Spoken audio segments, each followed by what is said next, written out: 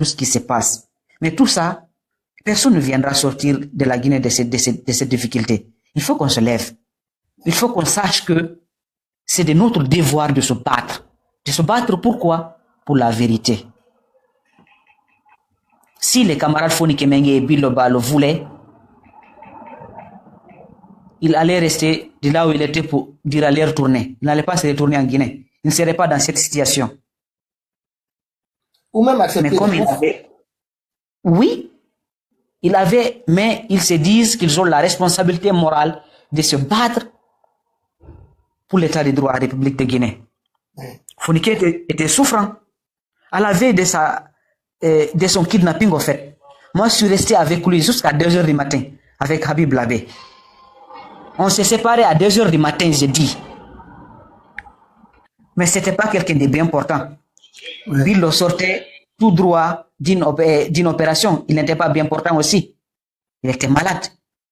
Donc, c'est les personnes malades qu'on kidnappe et qu'on les prive de liberté durant 2 ans sans avoir commis aucune faute, aucun crime. Juste dire halte à la cherté de la vie. Il faut respecter les engagements. C'est tout.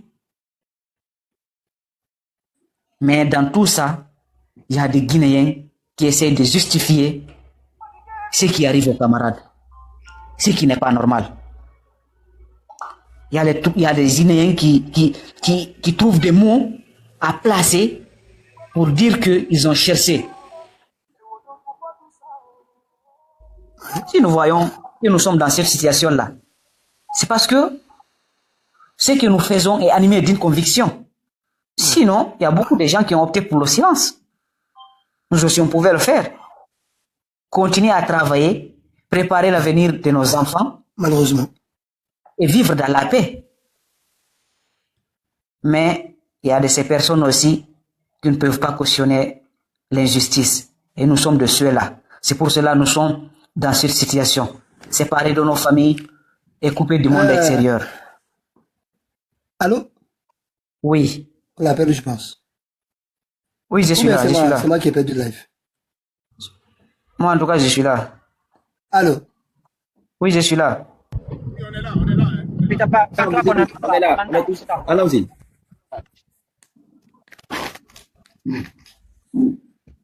Allô, Pitaka? Allez-y, je vous écoute maintenant. C'est moi qui vous avais perdu. Donc, c'est ce que je disais. Il faut qu'on essaie de changer cette stratégie, en fait.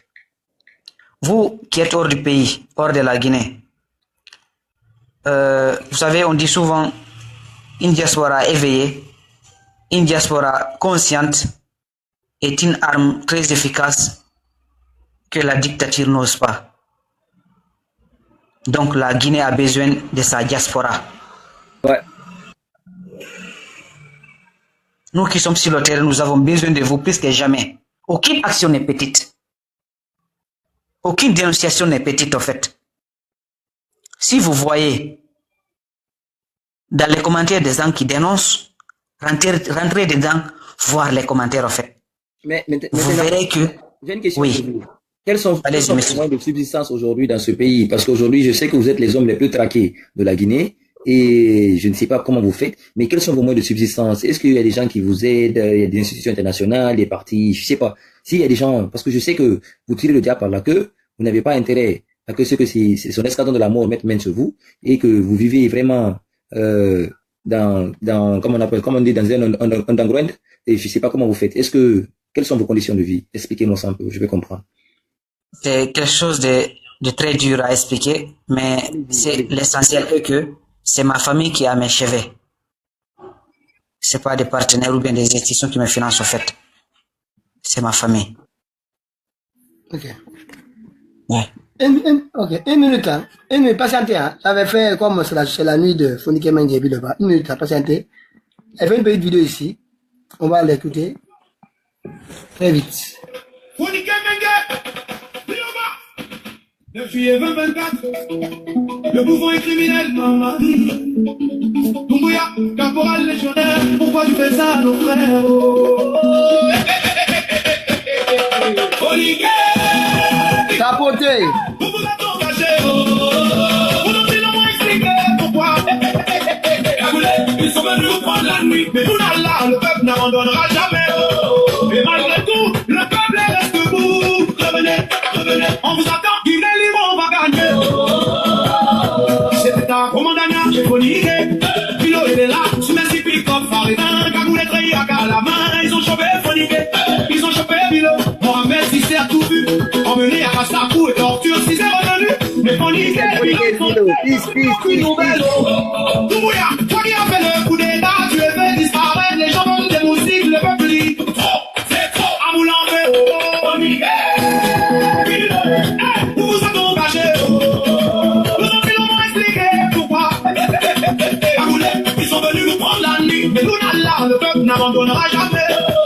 Et malgré tout, le peuple reste au procureur. Également en Doumbouya, Sortardi, ils ont été kidnappés. Mais depuis 2 ans, les familles attendent toujours Phoniqué Bilo. Père de Bilo mort, sans revoir son fils, ce frère de Phoniqué, aussi parti avec la douleur. Toi dans ton palais, tu manges bien, pendant que le peuple vit en la misère. On dit attention, caporal, sinon ni Allah, tu vas regretter.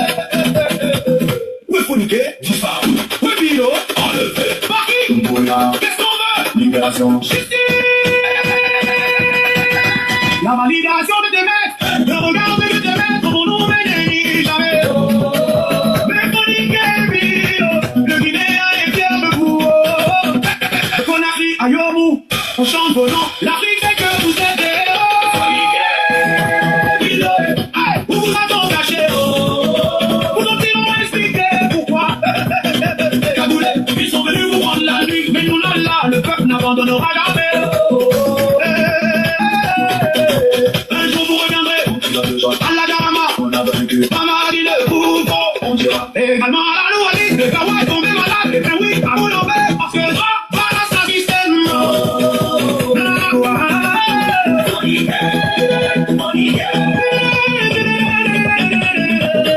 On les veut,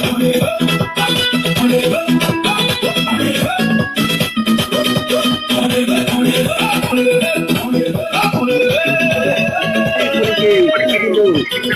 Free. Voilà. Oui, Phoniqué Biloba. C'est ça la soirée. Allez-y, c'est pas qui se prend la parole. C'est vraiment une très bonne vidéo, c'est vraiment très parlant. Et ça reflète le narratif de Mohamed Cissé par rapport à tout ce qui s'est passé. Et c'est vraiment très douloureux même de regarder la vidéo là. On se met déjà à la place de Phoniqué Biloba et à sa famille. C'est vraiment très douloureux. Durant la première intervention, j'ai entendu quelqu'un dire que actuellement il n'y a pas de leader en Guinée. Mais je pense qu'il se trompe en fait. C'est vrai que les voix sont étouffées, et les gens sont terrorisés et que la peur a pris une certaine dimension. Mais il y a des gens qui sont prêts à se battre. Il y a des gens qui sont toujours fidèles à ce combat. Mais on dit souvent, un seul doigt peut indexer, mais un seul doigt ne peut pas prendre un caillou et jeter. Seul un leader ne peut pas se battre contre cette gente. C'est comme le disait le camarade Onivogui. C'est le peuple qui peut gérer ce problème. Et comment le faire en fait? Aujourd'hui, l'espace civique est restreint. On ne peut pas sortir, exprimer notre ras-le-bol face à cette forfaiture, à ce parjure, parce qu'on nous interdit de sortir. Mais est-ce que ça va continuer comme ça? Ou bien nous allons s'élever et changer la donne? C'est à nous de répondre à cette question. À travers la réponse de cette question, cela va démontrer combien de fois on est prêt à mettre la dictature hors des frontières de la Guinée. Parce que c'est facile de dire que tel n'est pas engagé, tel ne dit rien, mais ce qui se passe sur le terrain, beaucoup ne le savent pas. Aujourd'hui, moi qui vous parle, j'étais en prison. Et si les gens décident de s'élever, je serai prêt encore à y retourner pour le temps qu'il faudra pour qu'il ait l'état de droit à la République de Guinée. Aucun sacrifice n'est de trop pour cette nation. Il faut que chacun ait cette mentalité. Sinon, tout le monde a quelque chose à perdre ici. J'entends souvent les gens dire que c'est le temps qui manque, pour que je m'engage à fond. Mais personne de nous ici n'a 26 heures ou bien 25 heures. Tout le monde a 24 heures. Ça dépendra de quel temps il accorde à sa nation. C'est très important à souligner.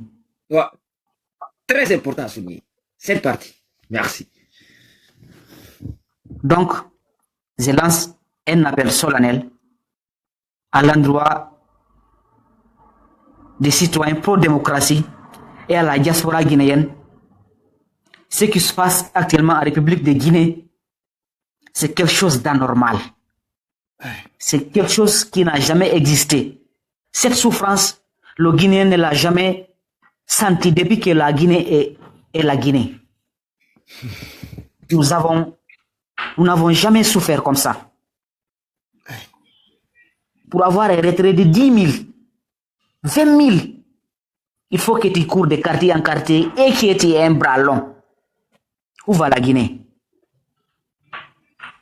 Dans tout ça, on nous parle de Simandou, des projets. Mais à qui profitent ces projets-là? C'est pas au peuple de Guinée. C'est pas au peuple de Guinée.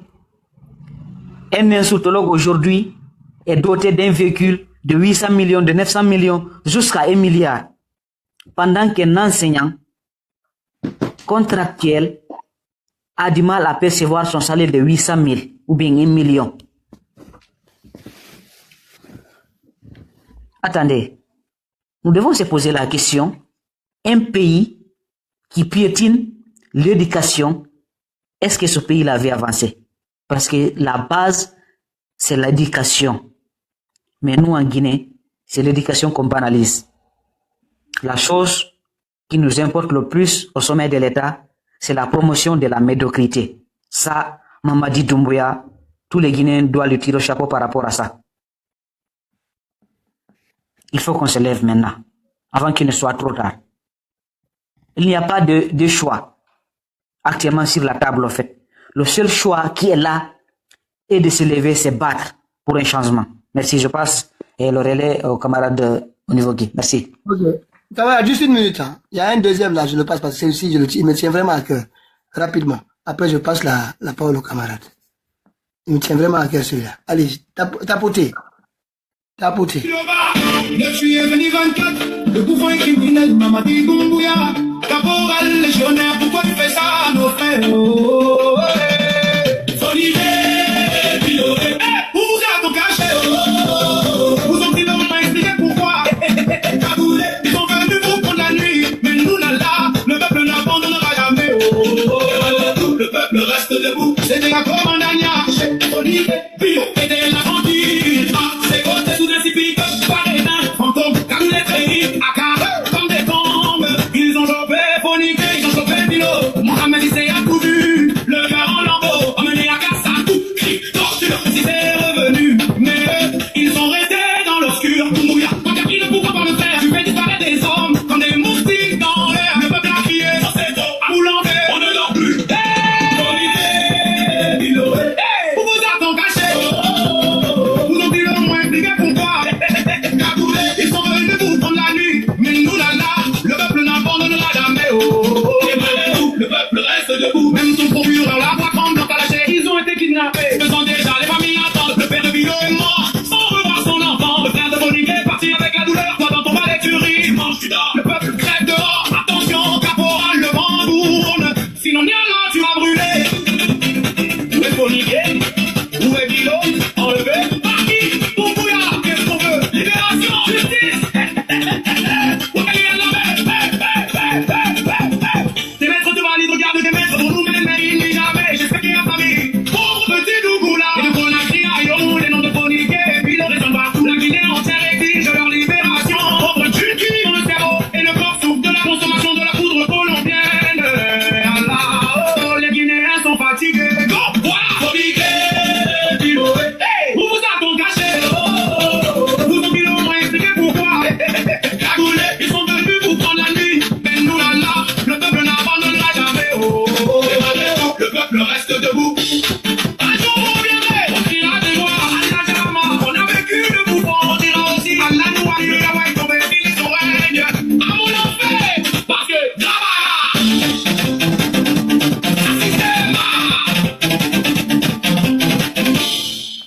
Voilà. Allez-y. Hein. Monsieur Olivier, allez-y. Après, il y a des Bon, nous pouvons se poser la question, je voulais ajouter cette partie-là. Je ne dure pas. Les gens vont se poser la question comment lui, il est libéré officiellement et il vit en clandestinité. C'est très simple. Le jour de sa libération, c'était le dernier jour du jugement de l'autre là, non? Avant d'aller à la cour d'appel. Ali Ouba. J'ai dit le 2 janvier 2020. Le 2 janvier, je prends ma voiture pour aller les chercher. Le jour là encore, on vient nous kidnapper à nouveau. Les gens là sont malades. Hein. Si tu n'expliques pas aux gens, ils vont pas comprendre. Donc, le 2 janvier, je les cherche à la maison centrale. Moi, je savais même pas que les gens là me cherchaient encore. Ils restent dans ma voiture. On vient juste au niveau de la minière. On vient barrer ma voiture. On les fait descendre. On m'envoie là-bas, comment dirais-je, à la gendarmerie d'Amdalaï. Mon frère, on est resté là-bas jusqu'à 2 heures du matin. Maintenant, le 21 janvier encore, on est allé à l'ambassade des États-Unis. Le 21 janvier encore, lui et son ami, plus un autre là, du Parlement citoyen, j'avais un rendez-vous à l'ambassade des États-Unis. Je pars là-bas à la sortie de l'ambassade encore, direct en descendant Kipi. Dès que tu dépasses Prima Santa, au premier carrefour, on vient aussi nous arrêter là-bas. Ils se sont enfuis dans les quartiers. On m'envoie à la brigade de recherche d'équipe. Ah, les gens, le CNRD là, si on vous dit qu'ils sont paniqués, vous ne pouvez pas croire. Donc, moi, je me suis dit, plus je suis avec eux, plus ils ont des problèmes. On a vu que c'était pas une libération. C'est depuis lors, ils sont obligés de vivre comme ça. Nous, on connaît comment échapper à leur petit piège là. Depuis lors, vous ne le voyez pas. Il a disparu de la circulation. C'est ce qui fait que d'autres vont dire, ah, peut-être lui, il a été... On avait fait un live sur eux ici toute la nuit lors de son arrestation. Et lors du procès aussi, on avait fait. Ah, quand il a disparu, j'ai dit, bon, c'est normal parce que quand il a été en prison, personne n'a bougé. Qu'est-ce que vous voulez qu'il fasse? Il va penser à sa propre vie. Parce que je ne le voyais plus, rien, absolument pas. Avant qu'il apparaisse. Non, quand même qu'il y ait des jeunes vraiment qui se battent. Moi, 2 jours après ma libération, j'ai recommencé à communiquer. Peut-être sauf que nous ne sommes pas amis sur Facebook en fait. Mais ma page, chaque jour, je dénonce. Je suis actif sur ma page en fait. Malgré... Non, je comprends. C'est que, en fait, au moment où on vous a arrêté, il y avait, je me rappelle, hein, vous avez prévu l'organisation d'une manifestation. Je pense que c'était le 31, pendant 3 jours. Le 31, oui. Voilà. Oui. C'est en ce moment, parce que vous faisiez beaucoup d'actions. Après, je me dis, oh, là, c'est trop chaud à Conakry. Je pense pas qu'ils vont maintenant se mettre à sortir là-bas de la maison centrale et dire qu'on va encore faire des actions. On se comprend, hein. C'est facile pour nous d'être à Paris ici et dire ça.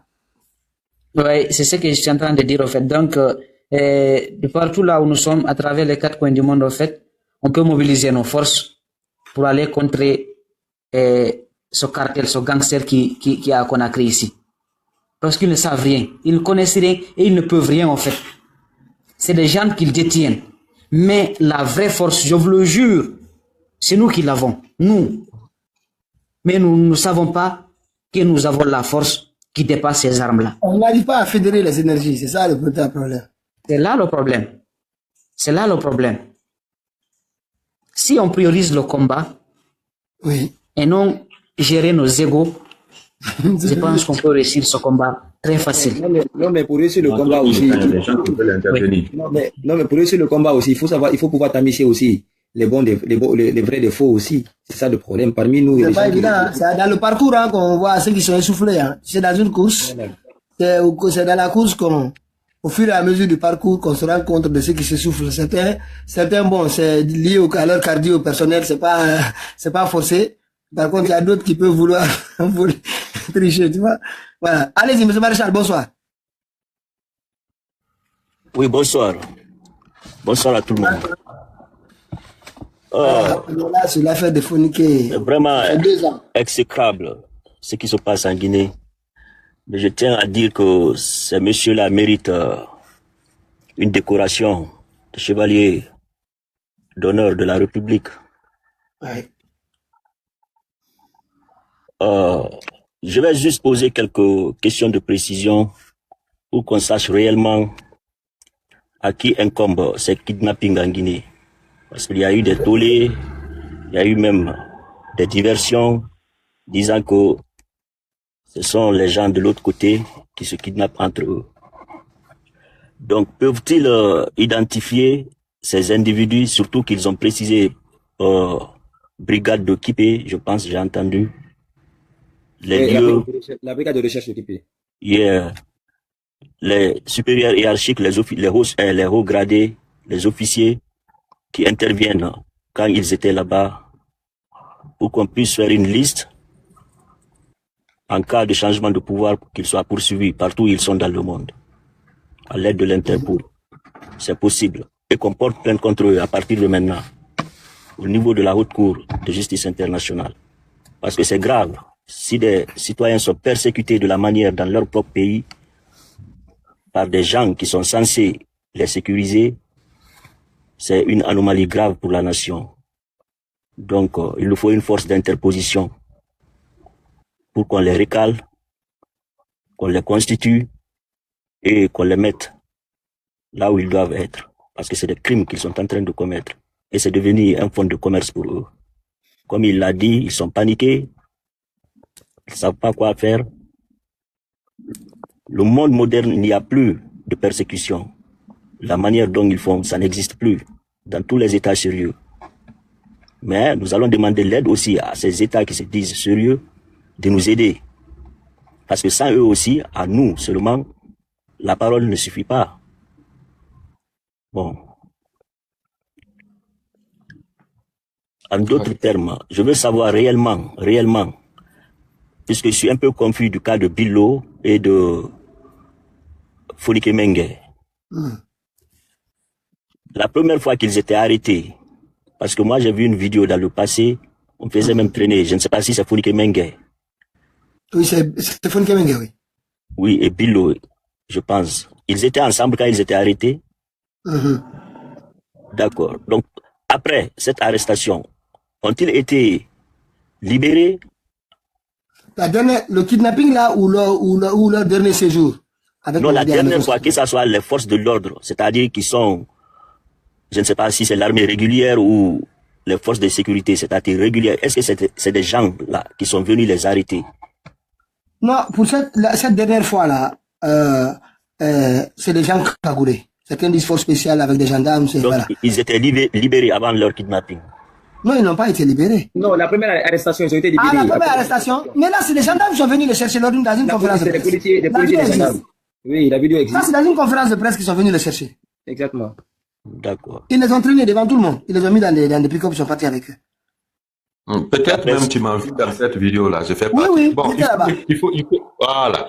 Là-bas, c'est un vrai combat qu'on a mené là-bas, de l'étage jusqu'au ré là-bas. C'est autre chose. Bon, ce que mon frère dit, la dernière fois, c'est qu'on a autre élément de preuve souvent qu'on ne brandit pas et que les gens connaissent. Quand ils sont venus de la manière ils sont venus chez moi, hein, quand ils voulaient me kidnapper. Donc, il y a au moins 5 personnes qui ont été tirées à bout portant dans le quartier, qu'on a les noms, qu'on les connaît. Il y a un même qui a encore des plaies, hein, lors de leur kidnapping. Ne pensez pas que c'est des gens encagoulés qui sont venus, hein. La population a réagi à Komandaya. Ils ont tiré à bout portant, hein. Et il y a des blessés que nous connaissons. Mais au moment venu, parce que vous avez vu le cas de Cissé, puisque c'est le témoin oculaire, on veut l'abattre, les gens sont dans le quartier, ont été tirés à bout portant à 22h. Parce qu'après ça, nous on est passé. Et ces témoins-là existent encore. Ici, à Komandaya, il y a une personne dont la plainte n'est pas encore finie. Je vous dis, les gens se traitent aux frais des revenus familiaux. Ces gens-là ont riposté. Parce qu'ils sont venus boucler tout le lieu. Au moment où c'était chaud, il le faut. Et celui qui se promenait avec eux, même Ramadan là, celui qui était avec eux, nous on pensait que c'était un ami tout le temps. Il était gendarme. Lui, on a le nom. Tout ce qui s'est passé là-bas, on connaît les gens. Les gens sont connus. Et que c'est documenté en fait. C'est documenté. Les gens qui ont été tirés à bout portant là-bas, tout le monde les connaît. À Komandaya. Donc c'est pas, les gens sont venus, c'était GIGN et les forces spéciales, hein. Oui, et la gendarmerie. La gendarmerie, c'est quand on les a traînés, il y avait au moins 2 pick-up de gendarmerie, parce que premièrement, quand on les a kidnappés à Komandaya, on les a envoyés à la gendarmerie de Damdalaï là-bas. C'est pourquoi sur les trucs là, vous voyez, le chef de poste là-bas, il fait partie des gens qui sont indexés. On les a envoyés là-bas. Lui-même, il les a envoyés, il les a enlevés dans les pick-up, il les a mis dans la cellule. Comme on dit souvent, que ce soit les magistrats, que ce soit les gens, ils ont le numéro du boucher de Conakry. Alors, ils ont appelé le boucher de Conakry qu'on les a mis ici en prison. Il dit non. Donc, les forces spéciales maintenant sont venues pour dire que c'est leur colis. Tout est retracé. Ils sont venus dire que c'est leur colis. Sinon, le gars d'Amdallah pensait que c'est des gens, naturellement, qui ont fait un problème. Il les a mis dans la cellule. On les a enlevés dans la cellule. On les a embarqués dans les pick-up. Comment dans les blindés maintenant. Premièrement, c'était les pick-up. Deuxièmement, d'Amdallah, au service spécial de la présidence, c'était dans les blindés, on les a embarqués. Donc, il y a des témoins vivants qui ont assisté à la chaîne. À défaut de Doucouré, qui est sa sœur, il y a beaucoup d'autres personnes qui étaient là parce que ça tirait. Et les gens ont reçu les balles. Et il y a aussi certains du Parlement citoyen qui étaient là-bas, qui ont assisté à la chaîne, qui ont pu s'échapper. Il y a d'autres témoins qui ont assisté à la chaîne, clair, en temps réel, parce qu'ils étaient chauffoniqués. OK? C'est comme ça. Donc, on a tous les témoins là. Mais, puisque c'est Cissé qui les a accompagnés jusqu'à Fauteba, jusqu'à le faire retourner, c'est pourquoi Cissé est brandi comme le témoin oculaire de toute la chaîne. Du début à la fin, jusqu'à ce qui s'est séparé d'eux. Sinon, les témoins locaux existent. On a les noms. On a les identités des gens. Ceux qui étaient dans la maison avec Foniqué, il y a d'autres qui étaient du Parlement citoyen parce que c'est à la veille d'une manifestation telle qu'on vous a dit. Ils sont venus chez Foniqué, ils étaient en train de faire une réunion que celui qui était parmi eux, qui c'est un certain Kaba, parce que Kaba, il faut le dire, Kaba là, quand Kaba est sorti, c'est lui qui est sorti pour dire ils sont en réunion, venez les arrêter. Le Kaba là. Donc, lui aussi, il a été arrêté avec Ramadan et il y a deux autres personnes qui sont là, ont été arrêtées. Quand ils sont allés même au niveau de Bala Samoura, au moment où ils sont en train de tabasser les autres, lui, on lui donne des bonnes nourritures, ils mangent. Et comme le pacte entre eux, c'était quoi? Quand on les arrête, toi, tu vas faire un jour, deuxième jour, on te libère. Alors lui-même, il a commencé à t'embêter. S'il ne respecte pas l'ordre, je vais tout dire. Lui-même, on l'a libéré avant l'heure. Nous avons tous ces témoignages-là avec nous. Est-ce que tu vois? Parce que c'est un deal, quoi. Ils vont mettre quelqu'un parmi vous il va vous suivre, juste un filateur, quoi. C'est le filateur qui va dire oui, ils sont là. Oui, ils sont là. Moi, j'ai eu la chance d'épargner à ça, parce que dès que je suis venu garer ma voiture, moi, chez moi, le filateur a dit que j'étais dans la voiture. Ils sont venus entourer la voiture. Ça trouve que je suis descendu au moment où il appelait. La seule chance qui a fait que je n'ai pas été kidnappé, c'est ça. Il y a toujours quelqu'un dans le groupe, chez vous, là-bas, ils vont prendre, il est en train de vous filer dans tout ce que vous faites. Comme on a compris ça, nous avons fait un triage magnétique.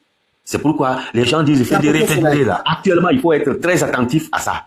Nous sommes nombreux ici, mais nous tous qui sommes là, nous sommes sûrs qu'il n'y a pas d'infiltrés. C'est pourquoi depuis, nous menons nos activités de manière claire et de manière délibérée et en tout sérieux et en toute clandestinité. Parce qu'on connaît comment défier leur service de renseignement là. Ça, je vous dis ça. Bon, monsieur Onivogui, moi, il y a une partie qui m'a vraiment touché, c'est au niveau des sages.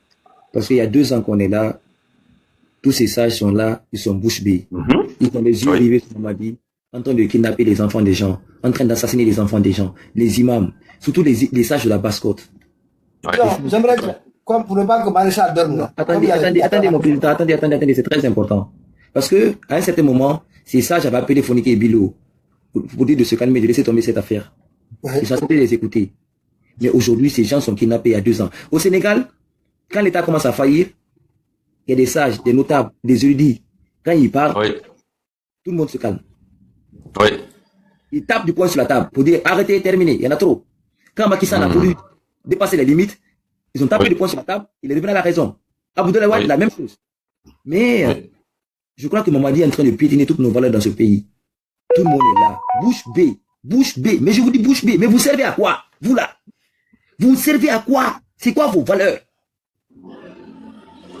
Mais ils sont là, ils sont devenus des instruments à manger. C'est ça, c'est ce qui les intéresse. Bouffer, dormir. Ce pays-là, hey, il faut qu'on se réveille. Moi, j'ai dit, après Mamadi là, tous ces sages, vous allez tous aller en prison. Du premier au dernier. Parce que vous êtes là, vous assumez. Moi, je dis que tous ceux qui sont liés à cette affaire, de près ou de loin, vous allez aller en prison. Je suis censé être dans cette affaire. Parce que vous êtes là, c'est que vous êtes complice du crime. Parce que personne n'a le courage de dire la vérité à ce petit vaurien. Tout le monde a peur de lui. Il est devenu un petit roi. La Guinée, c'est même plus une république, c'est un royaume.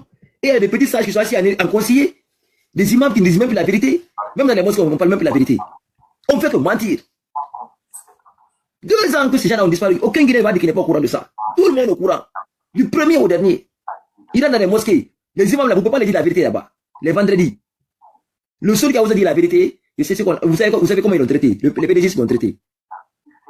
Robert Sarah. Mais vous vous imaginez, on est dans quel pays?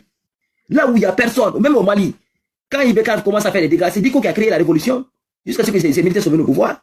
Mais aujourd'hui, il y a la dissolution des partis politiques. Rien. Ces sages vauriens, ils disent rien. Les activistes kidnappés, portés disparus, rien. 350 morts à Sérékouri, rien. Les officiers, les plus grands officiers au sein de l'armée, décimés, kidnappés, décapités, rien. Non, ce pays-là, Dieu a quitté la Guinée. C'est grave. Et chaque vendredi, ils portent des grands boubous aller dans les mosquées. Bande de fainéants. Des poltrons réunis, quoi. Tous dans la politique du ventre. C'est grave. On assiste à ça, tout le monde. Hey, personne n'est avec dans ce pays. Il se passe aux yeux aussi de tout le monde. Après demain, ils vont dire non, Ndayama. Hey, Obi Nayama, Gibiasi. On m'a dit nous maison centrale directe. Comment t'as dit, Mago? Il n'y a pas de dire que j'étais pas dedans. Parce que vous êtes là, vous regardez, vous consommez l'argent. Comme on donne l'argent, vous bouffez. Léon, on va passer. C'est les gens qui ont dormi. Regardez, il y a le discours ici de Fodik Mengue quand il est arrivé à l'aéroport lors de son dernier voyage. Je pense qu'il avait même. Nous avons rencontré les autorités, la diaspora guinéenne, mais également beaucoup de diplomates. Tout s'est bien passé. Certainement vous-même, vous avez vu des images sur les réseaux sociaux. Donc aujourd'hui, nous sommes là, à Conakry, pour terminer ce que nous avons commencé, notamment le retour à l'ordre constitutionnel. Vous savez, la transition qui a débuté le 5 septembre 2021 finit dans 6 mois. Donc c'est de notre responsabilité, avec toute la population guinéenne, de dire à nouveau au président de la transition de respecter sa parole, de respecter ses engagements pour le bien de la Guinée, pour la paix en Guinée, pour le bonheur de tous les Guinéens. Le président de la transition qui est Mamadi Doumbouya, il va respecter sa parole. Il a dit que sa parole, il a donné au peuple guinéen. Donc il va la respecter. C'est un engagement qu'il a pris, non seulement vis-à-vis de la CEDEAO, mais également vis-à-vis du peuple de Guinée. Donc je pense qu'il va respecter sa parole. Ceux qui sont en train de s'agiter en disant qu'il y aura glissement, ça n'engage que Mamadi Doumbouya, jusqu'à preuve du contraire, je sais qu'il va respecter sa parole pour le bien de la Guinée. Donc nous sommes là, dans cet esprit. Nous sortirons sur le terrain dès demain pour encore informer la population en leur disant que notre transition finit dans 6 mois. Donc il sera le lieu et l'endroit de tous les Guinéens de se mobiliser pour dire de façon massive, à chaque fois que l'opportunité se présente, au général Mamadi Doumbouya, que la transition finit dans 6 mois. Je pense que le Premier ministre est en train de décevoir tout le monde. Il a été quand même un grand défenseur des droits humains, un grand défenseur de la démocratie. C'est ce monsieur qui a fait sortir en quelque sorte les Guinéens contre Moussa Dadis Camara en 2009 en disant que le monsieur voulait confisquer le pouvoir. Aujourd'hui, c'est regrettable que ce même monsieur nous dise que les militaires doivent encore rester au pouvoir. C'est pourquoi je l'ai dit, ça fait pas longtemps, sur les antennes de film. Je dis, si toutefois il y a des manifestations suite aux différentes déclarations du Premier ministre Baouri et qu'il y ait des situations que personne ne souhaite, alors qu'il sache qu'il sera le seul responsable. Et ajouter à cela, ce M. Baouri, qui est le Premier ministre de cette transition, je pense qu'il ne peut plus rien reprocher à Dadis. Parce que hier, tu ne peux pas dire que les militaires ne peuvent pas confisquer le pouvoir, et aujourd'hui, tu milites pour que les militaires confisquent le pouvoir. Donc c'est vraiment dommage, c'est décevant de sa part. J'espère qu'il va se dessaisir, j'espère qu'il va savoir raison garder, il va revenir sur la raison. Lui-même, il va être celui qui va dire au général Mamadi Doumbouya, respecte tes engagements vis-à-vis du peuple de Guinée par rapport à la fin de la transition. Je le disais que ce qui se passe en Guinée est simplement inédit. Ceux qui sont en train de pousser le général Mamadi Doumbouya sur ce terrain interdit de la démocratie le trompent. C'est des gens qui ne l'aiment pas du tout. Cette partie civile du CNRD, c'est une partie toxique, on l'a souvent dit. Donc cette partie continue, n'est-ce pas, d'intoxiquer la vie socio-politique de la Guinée. Donc au général Mamadi Doumbouya de savoir raison garder, surtout de respecter ses engagements. Un homme, c'est sa parole, surtout quand il est militaire. La parole des militaires est sacrée. Donc, moi j'espère qu'il va respecter sa parole. Mais ça me fait du bien. Ça me fait du bien d'être avec vous, avec mes camarades, les jeunes qui ont compris. Comme je le dis, quand je suis avec vous, quand je suis avec les jeunes, je suis galvanisé. Donc, dès demain, nous serons avec notre faire ce qu'on a l'habitude de faire. Nous ferons comprendre à toute la population dans chaque quartier de Conakry que la transition finit dans 6 mois. Donc, il faut qu'on se lève, il faut qu'on se mobilise dans la paix, dans la quiétude sociale, en disant au général Mamadi Doumbouya, la transition, ça finit là. Donc, on met les points sur les i, afin que nous puissions aller vers des sens. Attendez, vous avez vu, dernier discours. À l'aéroport, il a prononcé ça, ils ont dit, lui là, il va, même pas à la maison centrale, parce que la maison centrale, il va avoir des mobilisations, il va lui interroger, non. Vous avez vu, le discours était clair. Pourtant, il n'y a pas d'usure, il n'y a rien. Juste une simple fermeté. Simple fermeté. Dans 6 mois, ça finit, tu pars. On est venu informer tout le monde, dans les quartiers par quartier. Informer les gens. Il dit, dès demain, on va le faire. Et on dit, toi, tu vas parler où? Allez-y, hein. C'est pas, on peut allez-y. C'est M. Maréchal, je vais répondre. Et la question de l'autre là, Ramadan veut répondre ça. Je disais à M. Maréchal, la plupart de ceux qui étaient complices ont été cités par le FNDC. Et en plus, tous ceux qui sont dans la torture directe ont été recensés. Mais ceux qui sont vraiment indiqués comme complices dans le kidnapping de nos camarades, les 24 personnes ont été citées. Mais les tortionnaires directs, il y a le lieutenant Youssouf Conté qui est à la tête. Lui, il joue 3 rôles.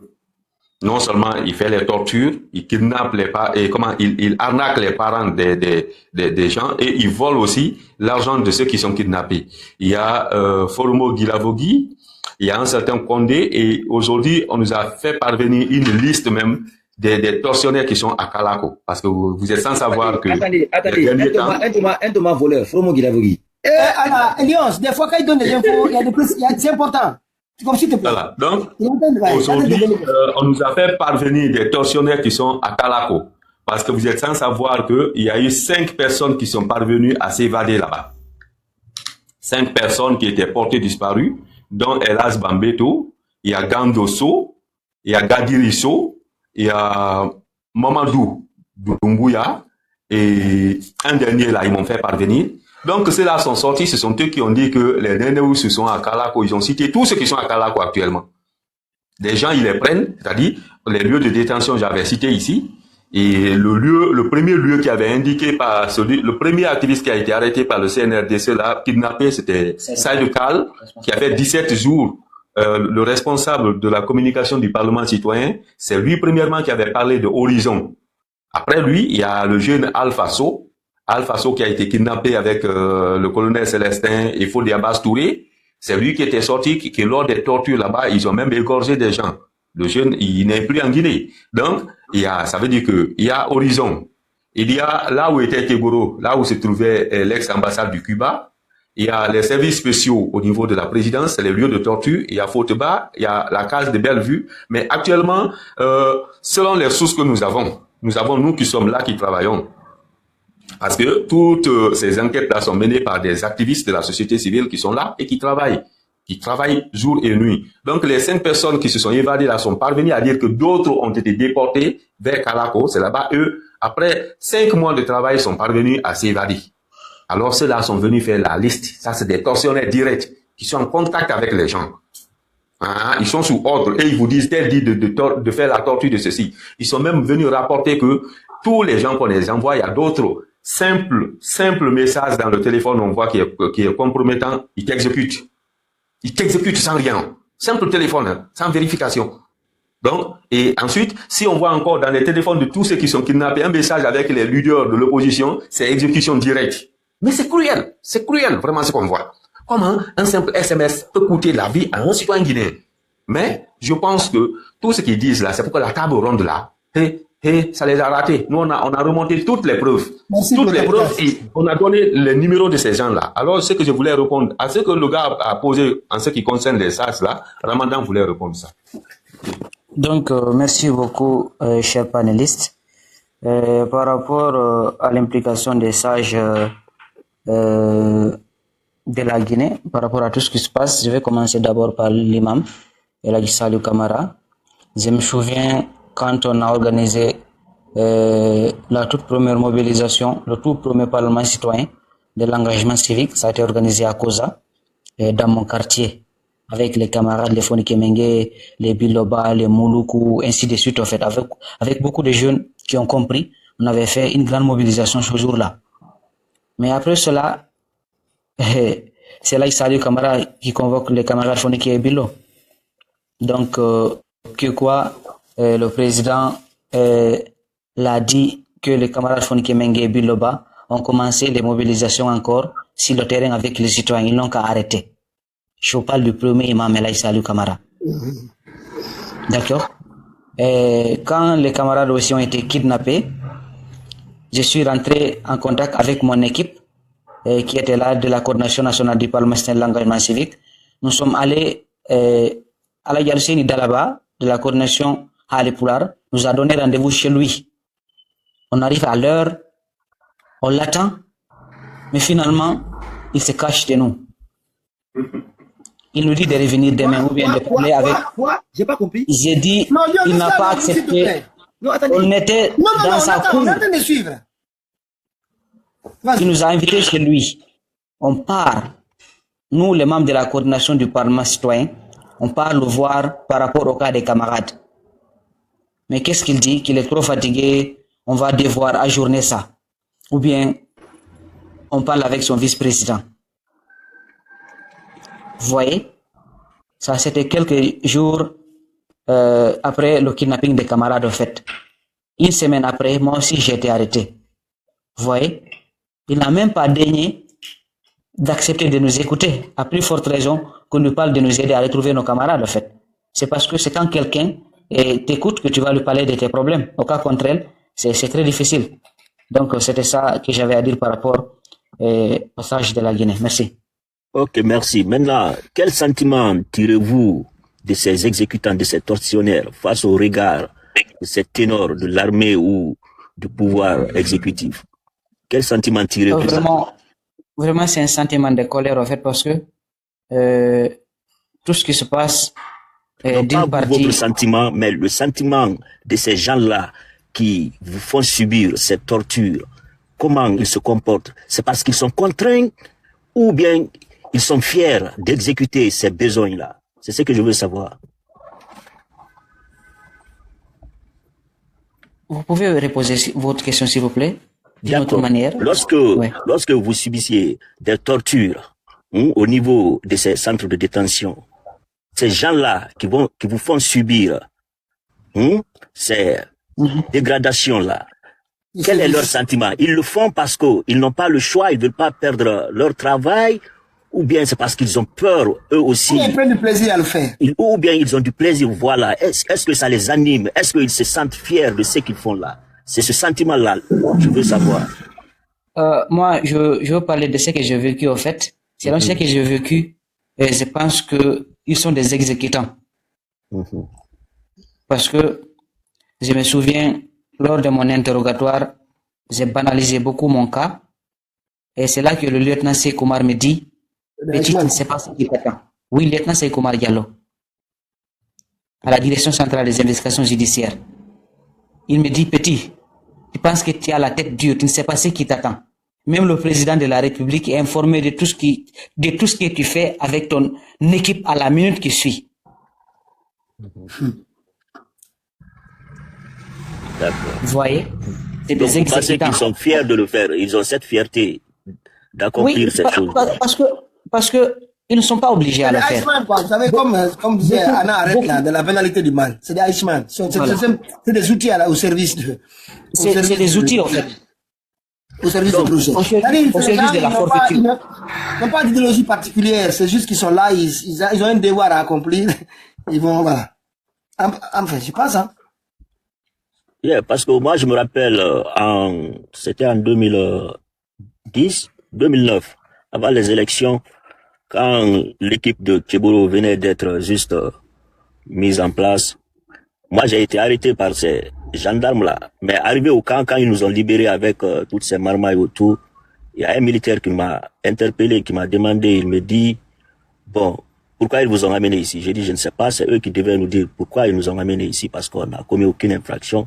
Mais il dit, mais les gens là, ce qu'ils font, mais on les attend au finish. Donc j'avais compris que un monsieur comme ça, lui, il a un sentiment vraiment de faire respecter les choses, c'est-à-dire de prendre la part des citoyens, des gens qui subissent. Donc je voulais savoir, ces gens-là, est-ce que eux-mêmes, ils se rendent compte de ce qu'ils font? Peut-être qu'il y a une pression derrière.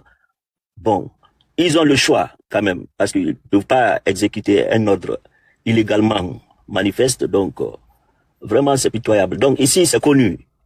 que c'est le premier Non, responsable je ne sais pas si de vous la avez junte. suivi le procès de Nuremberg de 1945 là. C'était la défense d'Eichmann pour dire que moi je suis. C'est à ce moment d'ailleurs qu'Anna Arendt a écrit elle a fait l'analyse hein, quand même, les psychologues, elle a fait l'analyse sur la banalité du mal. Pour les gens qui sont là, c'est des simples personnes, ils n'ont pas d'idéologie particulière, ils n'ont pas de haine vis-à-vis de la personne, mais bon, ils ont un devoir à accomplir et puis ils l'accomplissent et puis ça les empêche pas de dormir parce qu'ils réfléchissent pas aux actes. Pour eux, ils pensent d'ailleurs que parfois que voilà, ils sont dans ce qu'ils devaient faire.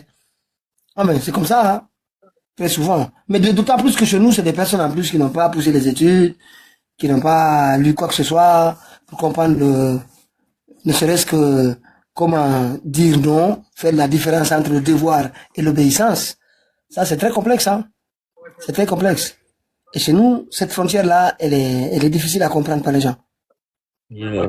Même si en Occident, regardez, la plupart du temps, tous les livres, tous les écrivains dont ils faisaient la promotion dans le passé, c'est des gens qui demandaient l'État, beaucoup plus d'État, tous les philosophes de lumière, il faut un État, il faut de la loi, il faut etc. Et ils nous ont caché, c'est vers la fin qu'on a découvert la Boétie, où on parle de la servitude volontaire. Parce que tout ça, ils se disaient que ça allait révéler les gens. C'est quand ils ont fini d'asseoir complètement le système, ils commencent maintenant à faire, enfin, parce que sinon la Boétie a été écrite bien avant toutes ces trucs-là.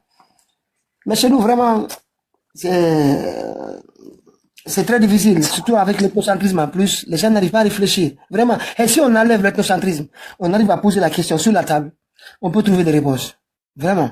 On peut trouver facilement les réponses. Mais on ne peut pas, c'est pas, oui, allez-y. Moi, camarade, c'est pas pour t'interrompre, en fait. Je pense que tout ce qui se passe actuellement en Guinée, nous n'avons pas un problème d'ethnocentrisme, en fait. Parce que c'est de regrouper tous les Guinéens, toutes les 4 régions naturelles pour piller l'économie de la Guinée. Mais effectivement, oui, c'est ça. Ils font une coloration. Voilà. On ne peut pas parler actuellement de l'ethnocentrisme en Guinée. Donc, ce n'est pas actuellement, ce n'est pas un facteur. Dans la population, ça n'existe pas. Moi, je suis d'accord avec vous. Vous quittez ici aujourd'hui en tant que peuple. Vous allez, votre véhicule tombe en panne au fin fond là-bas de Mandiana, à côté d'un village. Ils vont vous chercher de l'eau à boire, ils vont vous aider à avoir de quoi manger. Ils vont vous aider. Alors qu'ils ne vous ont, peut-être qu'ils vous rencontreront plus jamais de la vie. Donc, alors, même si vous avez dit notre communauté, c'est pas les communautés. C'est-à-dire, c'est un fait qui est manipulé par l'élite. C'est l'élite. Oui, maintenant, regardez même, avoir même la composition de ce pouvoir, on ne peut pas dire qu'il y a l'ethnocentrisme, selon moi. Parce que tout le monde est dedans. Non, mais tout donc, le monde c'est l'ensemble d'un cartel. Mais en fait, il y a Ramadan, ce pouvoir-là, oui. il est beaucoup plus, il est très différent des autres. Si tu observes bien, les Madifin Diané, on a même parlé ici du début du décès de Adja André Touré, à son âme. On a vu comment les gens du PDG ont commencé à politiser, alors que normalement, cette dame, c'est la première dame du pays. C'est-à-dire que son décès, c'est-à-dire, c'est un deuil national. Elle n'appartient pas à Farana seulement, elle n'appartient pas au PDG ou à personne. Elle appartient à toute la Guinée. Et puis, en plus, une personne dont on n'a été cité à rien. Il y a eu des débats à gauche, à droite, entre les gens ici pendant longtemps. Et moi, je ne dis, je vais pas encore l'en vouloir de ne pas, de dire d'haïr son mari, tu vois. C'est tout. Mais, tu vois comment les gens comme les Madifin Diané, comme les Khalil Condé, ils sont en train de mettre tout ça, de politiser l'affaire, de donner l'impression que ça, elle est à nous. Tu vois? Et si tu regardes les postes régaliens, et moi, je dis en même temps, ce n'est pas parce que ce pouvoir-là, c'est un pouvoir qui va venir sortir les baléquiers de la pauvreté. Si quelqu'un croit à ça, il a menti. Ils veulent utiliser, c'est-à-dire c'est un paravent. Ils veulent colorer bien, avoir la sécurité des gens, même pas seulement des gens de Cancan. Parce que même pas toute la Haute-Guinée, parce que les gens de Mandiana, ils ne veulent même pas les voir. Il y a déjà 2 qu'on a zigoué là-bas. Et vous comprenez? Donc, ils font ça, c'est pour leur propre protection. Mais aujourd'hui, tous les postes régaliens, ça on peut pas le discuter, affaires étrangères, mais, la présidence, la banque, tout. Mais ce n'est pas parce qu'ils aiment les autres, hein. C'est parce que il faut se protéger. Si on ne mène pas une réflexion profonde dans le pays, notamment entre nous et l'armée, pour qu'on sache, si un président vient, il ne touche pas à l'armée. Il ne réorganise pas l'armée. Il laisse l'armée s'organiser elle-même, et de comment elle gère la défense du pays, elle lui rend compte et travaille. Mais si chaque président, dès qu'il arrive, il prend l'armée et devient sa défense, ses gardes prétoriennes, après c'est fini. C'est ce qui nous arrive. Depuis toujours, hein, ça nous suit encore. C'est ce qui nous empêche d'avancer. Mais dire qu'aujourd'hui, quand tu regardes les postes régaliens, que ce soit les cadres du ministère de la Justice. Va vérifier, hein. Moi, si tu veux, on sort des listes, hein. Tu vérifies la liste de tous les procureurs qu'on a nommés ces derniers temps, des juges. Tu fais la liste, tu vérifies. Tu vas trouver que la majorité, ils viennent soit de Tsigiri, soit de Kankan. Et on mélange avec un tiers de Kissidougou, voilà, 3/4 de... Mais c'est-à-dire, c'est une politique pour nous diviser. C'est à nous de comprendre que cela ne résout le problème de personne. Il doit partir avant de nous diviser. Tu comprends? Moi, ce que je dis à tout le monde, il doit partir avant de nous diviser. Mais c'est ça l'objectif. Mais dire que cela n'est pas en marche, mais si. La dernière fois, Madivine Diané a parlé d'un chapelet ici. Il a dit que le chapelet, chacun a sa place. Si le chapelet bouge aujourd'hui, on ne sait pas quand il est-ce que, en cas de réflexion du chapelet, est-ce que chacun aura sa place? Tu entends, tu vois, il y a des petites choses. Mais c'est les PDGistes. Il commence même à dire à Mamadou Doumbouya qu'il doit rester 26 ans comme Sékou Touré. Tu en prends des provocations comme ça. Mais il ne faut pas que les gens minimisent ça. C'est à nous seulement de savoir, à mon avis, comment nous organiser contre ça. Sans dire que c'est une communauté qui a fait ça. C'est pas une communauté, c'est un groupe. C'est un groupe. Voilà. Enfin, allez-y, hein. Chacun a son point de vue. Mais moi, ce pouvoir-là, c'est pas un pouvoir qui va, c'est un pouvoir qui va diviser les Guinéens, mais profondément. Profondément. Alors, bonjour, bonsoir tout le monde. Bonjour. Ouais. Ah ben, moi, j'adresse vraiment mes compassions, ma solidarité aux parents, amis, proches, enfants de nos grands leaders. Pour moi, nos grands leaders sont ces victimes de ce pouvoir-là. Je vais parler là de Foniki Mangué, de Biloba et tous les autres, tout Guinéen aujourd'hui qui subit l'arrestation arbitraire, l'oppression, d'enlèvement et tout ce que vous savez comme mot infligé à nos sociétés. J'adresse aussi mes condoléances, mes sincères condoléances aux familles de la première dame de la Guinée, de Madame donc André Touré, la famille proche, connaissance à toute la Guinée, puisque voilà, elle fut la première dame de toute la Guinée. Donc je prie Dieu qu'Allah l'accueille dans son paradis céleste et que son âme repose en paix. Amen. Maintenant, j'ai écouté l'intervention d'un jeune tout à l'heure. Je salue aussi les camarades au niveau Guy. J'entendais les témoignages d'un jeune arrêté, envoyé qui a fait sûreté, envoyé dans les couloirs où se trouvent On avait fait un live sur lui, Fouri Alpha. Des malfrats, j'ai pas suivi ça. On avait fait un live sur Ramadan, ils étaient deux, lui et un autre jeune, ils étaient deux. C'est toi, mais c'est les deux qui ont été déférés. Ah. Mais lui, si j'ai bien compris, il est en Guinée, là. Oui. Il est en Guinée. Bien sûr. Voilà. Et moi, c'est qu'aujourd'hui, à un moment donné, moi j'ai l'impression que on est tous coupables, quoi, de ce silence-là, le silence coupable. On est tous coupables, même nous, la diaspora. Moi, j'ai l'impression que on devait rentrer en Guinée, quoi, rejoindre des Foniki Mangué. Si c'est la mort qu'on meurt, mais si c'est la prison, qu'on aille en prison. Parce que ce qui se passe en Guinée, c'est du jamais vu. Et moi, je n'ai pas compris non plus, alors que j'ai relayé ici les sittings qui eut lieu aujourd'hui devant l'ambassade. Moi, je n'ai pas pu, j'avais des trucs à faire aujourd'hui, d'ailleurs, que j'ai un peu, Joseph a un peu publié dans le groupe. Vous voyez, pour ces motifs, moi, je n'ai pas pu faire le déplacement pour aller au sitting devant l'ambassade de France, de la Guinée en France. Bon, après les informations que j'ai eues, il s'agissait quand même d'un appel lancé par FNDC. Voilà, sa coordination de Paris. Tu vois, c'est bon, hein, ce que nous faisons là, nous dénonçons, c'est très bien. Mais si au-delà, en plus de nos dénonciations, ou si ces dénonciations sont suivies des actions, ça donnera plus d'impact. Et les 4, il y avait aussi une rencontre à la mairie du 11e. Là aussi, il y avait même Thomas Dietrich là-bas.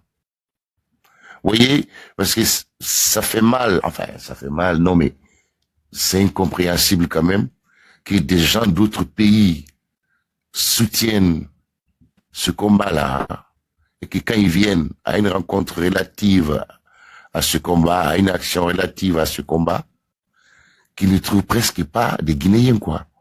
Qu'il y ait soit à moitié étrangers venus de différents pays qui soutiennent le combat, qui ont pitié de la Guinée, quoi. Et que les Guinéens, des jeunes en plus, dont l'avenir est compromis, et des jeunes dont l'avenir est hypothéqué. Et chacun va qu'à ses occupations.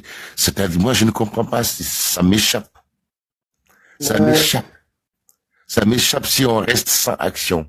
Maintenant, ce jeune-là, qui a parlé, ce jeune Ramadan-là, et aujourd'hui, c'est-à-dire, lui, il pense qu'il faut mettre en place quel process pour mener des actions. Parce qu'il a dit des éléments très importants. Il a dit, au fait, que la population ignore qu'elle est plus forte que ce pouvoir-là. Ouais. Ça, c'est très, très, très important à savoir. Ça, c'est un élément encourageant. C'est un élément motivateur. Et c'est vrai. Parce que l'insurrection populaire n'a jamais échoué, n'a échoué dans aucun pays. Ouais. Dans aucun pays. La France a été étonnée de voir qu'il y a eu la prise de Bastille, alors que c'était tellement bien organisé que c'était inimaginable. Et en plus du surcroît, qu'on guillotine le roi. C'est le seul pays européen qui a guillotiné son roi pour arriver à la démocratie au niveau où elle se trouve aujourd'hui. Et j'ai dit ça juste pour dire que quand le peuple s'élève, quand il y a un ras-le-bol à un certain niveau, c'est possible. Mais au-delà, un exemple, vous savez, les pays tels que Madagascar, tels que Népal, ces pays-là, dans leur histoire, ils n'avaient jamais fait de révolte. Jamais. Jamais de la vie. Il n'y a pas un peuple, une population plus soumis que les populations népalaises. Ouais. Que les populations, comment dirais-je, Malgache. Les populations malgaches. Incroyable, mais vrai. Mais quand on épluche bien, les motifs qui ont fait sortir les jeunes dans ces pays-là, comparativement à ce qui se passe en Guinée, le fossé est grand. Oui. C'est-à-dire que la Guinée subit 100 fois plus que ce qui est arrivé à ces pays-là pour qu'ils se lèvent. Oui. Au Madagascar, c'est le fait que le constat est révélé que le peuple tirant à la queue et le diable par la queue, mais les femmes des ministres qui achetaient tout simplement des bijoux dans un supermarché très connu, dans un magasin, pardonnez-moi, de bijoux très connu. Ils ont vu là la femme du ministre des Finances qui a acheté des boucles d'oreilles en diamant, et l'autre la femme du premier ministre qui a acheté des chaînes en diamant, mais à coût de 150 000 euros ou dollars, à coût de 200 000 dollars. Alors que le peuple népalais, le citoyen lambda népalais, avait besoin de $1 pour vivre, un seul dollar par jour. Et peine à trouver $1. Et $1, c'est en dessous du seuil de la pauvreté. Parce que le seuil de la pauvreté, aujourd'hui, je crois, c'est $2 quelque chose. Ça, c'est le seuil. Mais eux, ils avaient besoin juste de $1 pour vivre. S'ils ont ça, s'ils avaient ça, c'était bon. Mais ils n'avaient pas ça. Et en face, avec l'argent du Népal, ces femmes-là et d'autres personnes, personnalités, responsables politiques à quelque niveau que ce soit, roulant dans des grosses caisses, menant une vie vraiment innommable. Mais les gars se sont levés. Et en plus, quand les gens ont commencé à publier ça sur les réseaux sociaux, ils ont coupé 4 canaux des réseaux sociaux. Instagram, Facebook, TikTok, je sais pas quoi encore. Mais mais c'est pas possible. Vous ne vous occupez pas de nous. Vous êtes enrichis et continuez à vous enrichir à notre détriment. C'est un gouvernement TikTok. Voilà. Vous voyez? C'est un gouvernement TikTok. Les gens ainsi se sont levés. Certes, il y a eu 16 morts le premier jour, mais le deuxième, troisième jour, le peuple était victorieux. Oui. 72 heures, le peuple était victorieux. Aujourd'hui, le premier jour, ils étaient sortis 4-5 000 personnes. Le lendemain, il y avait plus d'1 million de personnes. Le troisième jour, on n'a même pas dit, parce que le troisième jour, c'était, tout le monde était dans la rue, tout le monde. On saccageait l'assemblée, voilà, les commissariats, les gendarmeries.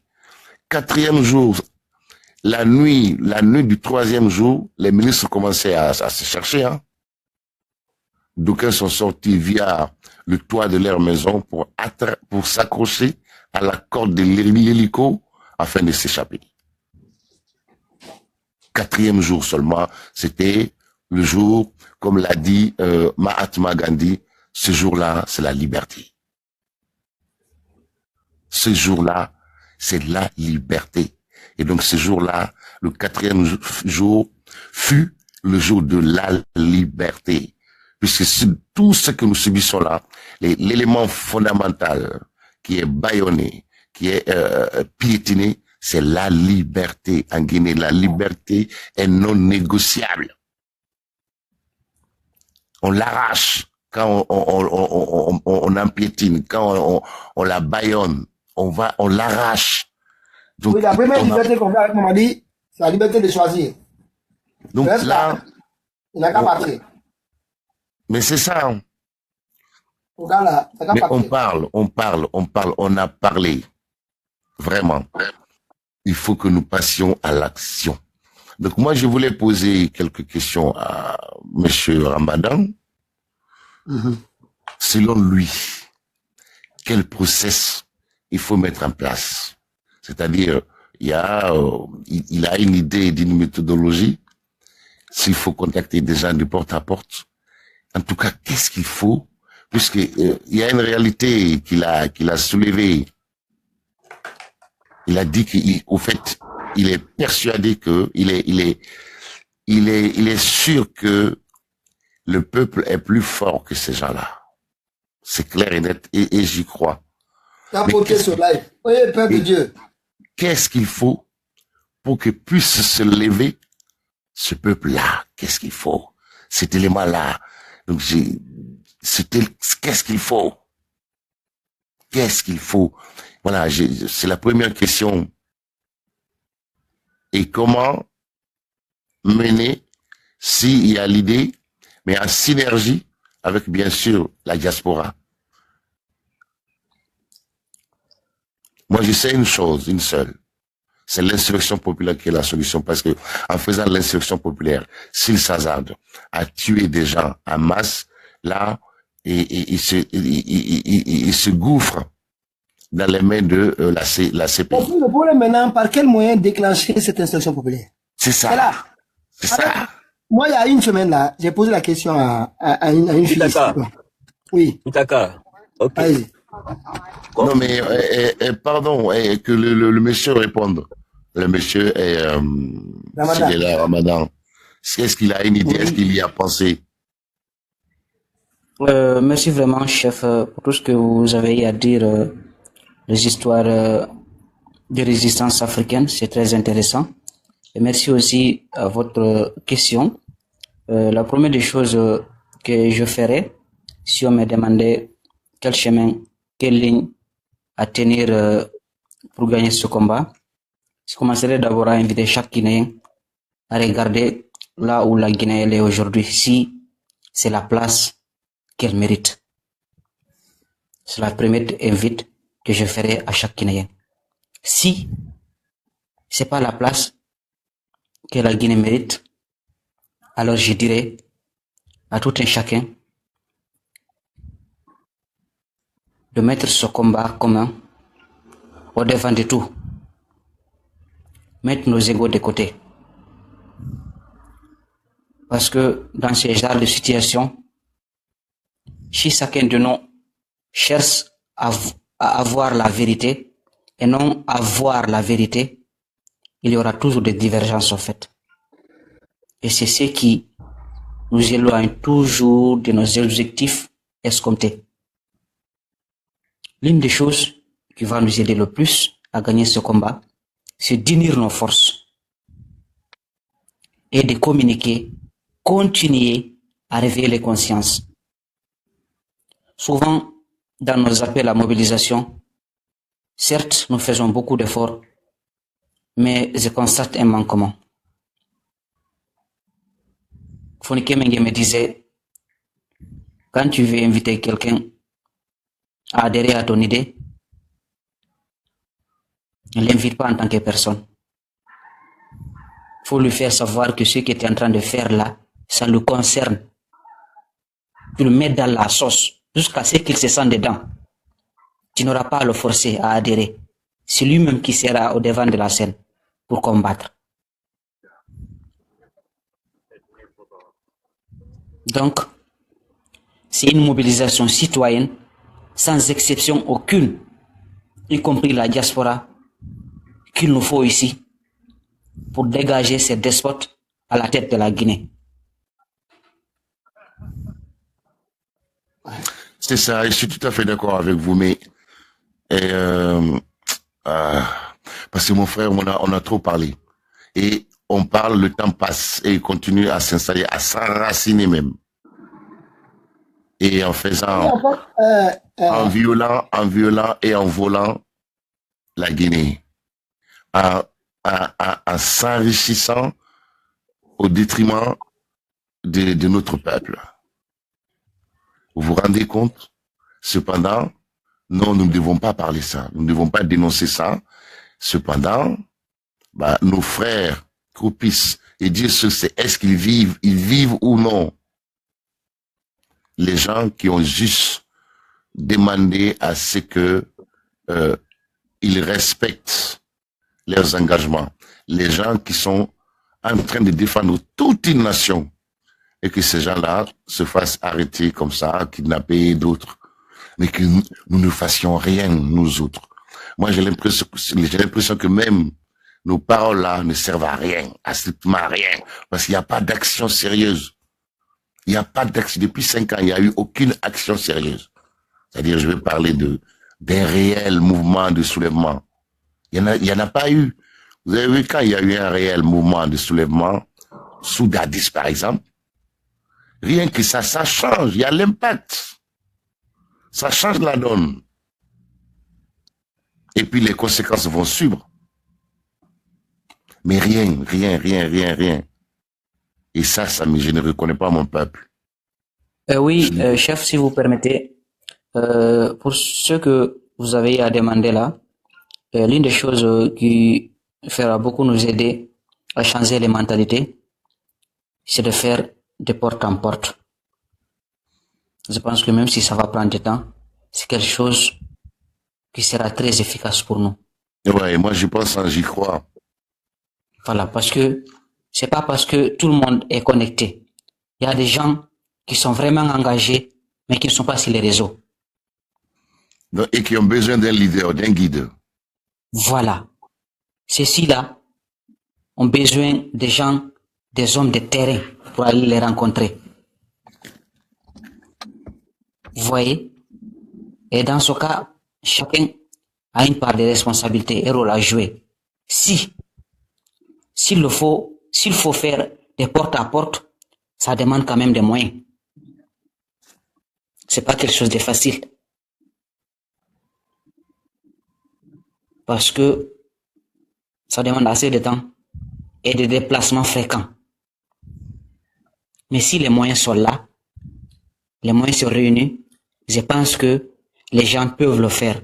Parce que nous, avant le kidnapping des camarades, en fait, on le faisait. Je vous ai dit. On était même en train d'organiser des parlements citoyens à l'intérieur des pays.